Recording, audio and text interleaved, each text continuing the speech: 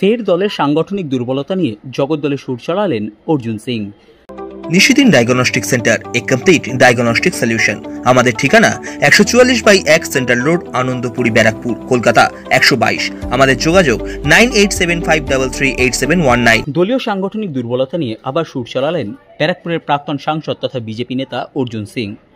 এবার দিলীপ ঘোষের মন্তব্যকে সমর্থন করে অর্জুন সিং বলেন, দলে অনেক মণ্ডল সভাপতি, শক্তি প্রমুখ এবং কনভেনার আছেন যারা তৃণমূলের সাথে যুক্ত এবং তৃণমূলের সুবিধা ভোগ করেন। তারা কি করে ভোট করাবে বিজেপির হয়ে?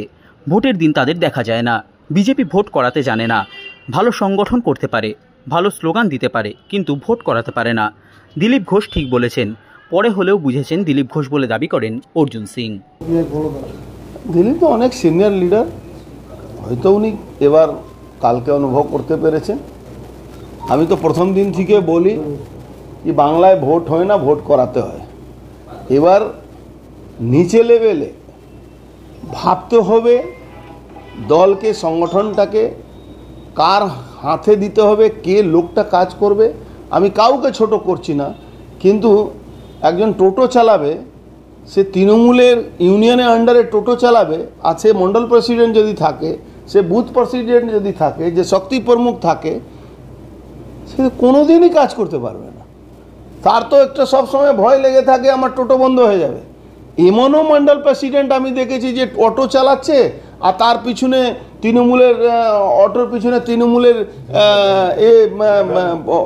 প্রচারের ব্যানার লাগিয়ে ঘুরে বেড়াচ্ছে। সে ভোটের দিন তার পাত্তা নেই। সে শক্তি প্রমুখ হয়ে যাচ্ছে, সে প্রেসিডেন্ট হয়ে যাচ্ছে, সে বুথ প্রেসিডেন্ট হয়ে যাচ্ছে। দিলীপদা অনেক পরে বুঝলে, কিন্তু খুব ভালো। ওনার মতন লোক যদি সরব হন, তাহলে হয়তো বিজেপি নিচের লেভেলে যে সাংগঠনিক ত্রুটি আছে সেটাকে আমরা হয়তো ঠিক করতে পারবো। উনি অনেক অভিজ্ঞ লোক, অনেক দেরিতে হলে উনি এই কথাটা স্বীকার করলেন কি নিচে লেভেলে আমরা ভোট করাতে পারি না। ভোট করাতে পারার, বাংলায় ভোট করাতে আমাদের, দেখুন, বিরোধী হলেও তাদের থেকে অনেকগুলো জিনিস শেখা দরকার আছে, সেটা শিখতে হয়। আমরা শিখলে কিন্তু আমরা ভোট করাতে পারবো। আমরা যে ভুল ত্রুটি আমাদের মধ্যে আছে সেটা আমাদের ঠিক করে নেওয়া উচিত সময় মতো। দেখুন, ভোট করাতে উনি স্বীকার করলেন ভোট করাতে জানেন। দিলীপ ঘোষ বললেন ভোট করাতে আমি জানি না, আমরা জানি না। আমি যে কথাটা বারবার বলছি, বাংলায় ভোট করাতে হয়, মানে যারা ভোট করাতে জানে তাদের যদি জ্ঞানটা আমরা নিতে পারি, তাহলে আমাদের অনেকটা ভোট করাতে শিখে যাব। সেটা আমরা যদি না নিই, তাহলে আমরা কোনো দিনই শিখতে পারবো না। আমাদের কর্মীরা ভারত মাতা কি জয় ভালো বলতে পারে, আমাদের কর্মীরা মিছিল ভালো করতে পারবে, মিটিং ভালো করতে পারবে, কিন্তু ভোট বাংলায় তো হয় না রে ভাই। বাংলায় তো মানুষ ভোট দিতে পারে না, বাংলায় ভোট করাতে হয়। সেই ভোট করাবার জন্য যে কায়দা শিখতে হবে, সে শিখতে হবে। এটা স্বীকার করেছেন, আমি ওনাকে সাধুবাদ জানাচ্ছি কি উনি স্বীকার করেছেন কি ভোট করাতে বিজেপি কর্মীরা জানে না। আমি তো এমনও দেখেছি একজন লোক পুরো লোকসভা কনভেনার আছে, আবার সেই লোকটাই বুথে ইনচার্জ আছে, আবার সেই লোকটাই বুথে বসছে, তার বাড়ির লোক শক্তি প্রমুখ আছে, সে চারটে আশেপাশে যে এজেন্ট সব বাড়ি বৌমা বৌদি সবাইকে বসিয়ে দিচ্ছে। তারা জীবনে কোনো দিন ভোটার স্লিপ বাঁটে না, তারা জীবনে কোনো দিন বাড়ি বাড়িতে যায় না। তারা ভারত মাতা কি জয় ভালো বলতে পারে, কিন্তু তারা ভোট বুঝে না। তাদের সঙ্গে লোক চাইছে, বাংলায় যে 39% যে ভোট দিয়েছে, বাংলায় মানুষ তৃণমূলের এগেনস্টে ভোট দিয়েছে, কিন্তু যে ভোট করাতে 5% যে বেশি ভোট ওরা করাচ্ছে, সেই ভোটকে কিভাবে রুখতে হবে, সেই ভোট রোকার যে কায়দাটা আছে সেটা যার থেকে শেখার দরকার, শিখতে হবে। ভোট মেশিনারি আমরা দেখুন, আমরা জানি, আমরা এটা জানি। এবার কেউ প্রশ্ন করবে তাহলে আমি হেরে গেলাম কেন? আমাকে তো সেই ইনফ্রাস্ট্রাকচারে দাঁড়িয়ে ভোট করাতে হয়েছে, যে পার্টির ইনফ্রাস্ট্রাকচার দাঁড়িয়ে, পার্টি ইনফ্রাস্ট্রাকচার যে একটা আলু দোকান করেছে, সে একটা টোটো চালায়, সে অটো চালায়, সে কি ভোট বুঝবে?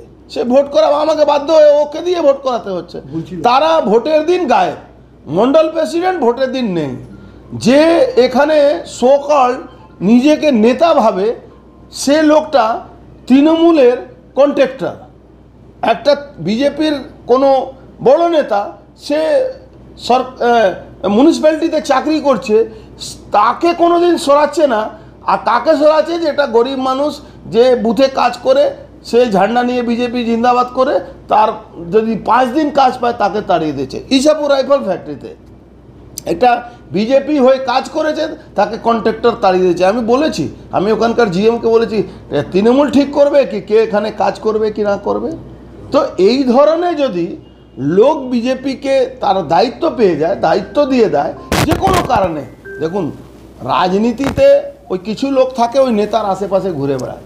ধরুন আমি একটা দায়িত্বতে আছি, আমি দায়িত্ব নিয়ে আমি বিজেপি করছি, বিজেপি একটা বড় পদে আছি, আবার আমি পশ্চিমবাংলা সরকারের যে সরকারি হসপিটাল আছে তার ওষুধ সাপ্লাই আমি পেয়ে গেছি। তার মানেটা কি হতে পারে? তার মানে হচ্ছে আমার টিকিটটা বাধা হয়ে গেছে। আমি বিজেপি করব, আমাকে তৃণমূল সাপ্লাই করার কাজ দেবে, এটা সম্ভব না। এটা তৃণমূলের কালচারের মধ্যে পড়ে না, তৃণমূল এটাকে বিশ্বাস করে না। অথচ একটা গরিব মানুষ একটা ভ্যান রিক্সা চালাচ্ছে, তার ভ্যানটা বন্ধ করে দেওয়া হচ্ছে, তার টোটোটা বন্ধ করে দেওয়া হচ্ছে। তো এইটা পার্টিকে খুব মাইক্রো লেভেলে অবজারভেশন করতে হবে, যারা করতে পারে তাদেরকে দায়িত্ব দিতে হবে। ওই কাগজ কলমে বাড়িতে বসে সব নিয়ে নিলাম কি না, সব অ্যাপ্রুভড কমিটি আছে, তারা ওই ফোনে করলাম, লোকটা এখানে থাকে না, লোকটা থাকে এতে গুজরাটে কাজ করতে গেছে, সে বুথ প্রেসিডেন্ট আছে, তাকে ফোনে কনফার্ম হয়ে গেল কি সে আমাদের বুথ প্রেসিডেন্ট, সে ভোটের দিন আসেও না। তো এইভাবে যদি মানে ফেক সিস্টেম উপরে দাঁড়িয়ে যদি পার্টি ভোট করাতে হয়, জীবনে পার্টি যারা। এবার আপনি নিশ্চয়ই অনেকে প্রশ্ন করবে তাহলে 39% ভোট পাচ্ছি কেন? 39% ভোট এন্টি তৃণমূলের ভোট আছে, সেই ভোটটাকে যদি আমরা রিকভার, সেই ভোট আমরা পাচ্ছি। আর সিপিএম বি টিম হয়ে তৃণমূলে বি টিম হয়ে কাজ করেছে।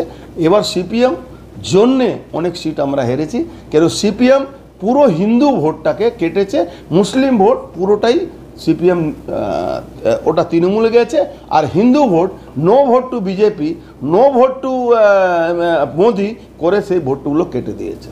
এই হলো পুরো বিশ্লেষণ।